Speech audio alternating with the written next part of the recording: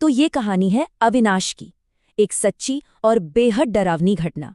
ये कहानी अविनाश ने हमसे शेयर की, एक ऐसा राज जिसे उन्होंने अपने दोस्त के परिवार तक को नहीं बताया था। सब कुछ शुरू हुआ 2023 में ओडिशा की रथ यात्रा के दौरान, त्योहार की रात जो दुस्वप्न बन गई। 4 दोस्त थे, अविनाश, प्रखर, ऋतु और धर्म। त्योहार मनाने निकले और बाद में मिलने का प्लान बनाया। बस अलग होने का उनका यही एक फैसला एक भयानक सिलसिले की शुरुआत थी। ऐसी घटनाओं के अक्सर 3 चरण होते हैं। पहला, माहौल में अजीब बदलाव होना।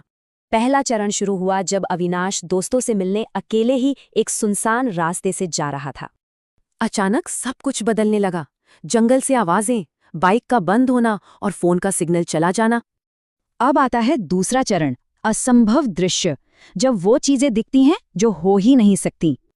तभी उसने कुछ और अजीब देखा। स्ट्रीट लाइट में उसकी और बाइक की परछाई ही नहीं बन रही थी। ये देखते ही अविनाश समझ गया कि मामला गड़बड़ है।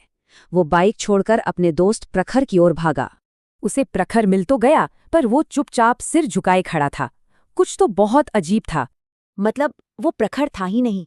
आवाज बदली हुई, चलने में कोई आहट नहीं और आंखें एकदम लाल। और ये था तीसरा और सबसे खतरनाक चरण, सीधा धोखा, जब वो शक्ति सीधे बात करने लगती है। जब अविनाश ने पूछा तो प्रखर के अंदर से आई आवाज ने उसका सबसे बड़ा डर सच कर दिया। इसके बाद वो प्रखर हंसते हुए पास के एक शमशान की तरफ भागा। और वहां अविनाश ने जो देखा वो बेहद खौफनाक था। प्रखर एक लाश को खा रहा था। अविनाश वहां से बेतहाशा भागा और भागते भागते एक कार से टकरा गया। होश आने पर पता चला कि प्रखर मिल गया है, पर वो शक्ति अब भी उसके अंदर ही थी। परिवार ने उसे बचाने के लिए एक तांत्रिक को बुलाया, लेकिन ये कोशिश एक और बड़ी तबाही ले आई। बाद में पता चला कि तांत्रिक ने अपनी जान बचाने के लिए ऋतु की बलि दे दी थी, पर उस बलि ने राक्षस को और भी ज्यादा ताकतवर बना दिया। हालात अब बदतर हो चुके थे। और फिर उस श्राप का असर बहुत तेजी से हुआ, जिसका अंत बेहद दुखद था। त्योहार की रात का एक फैसला और नतीजा 2 दोस्त और एक बहन की मौत।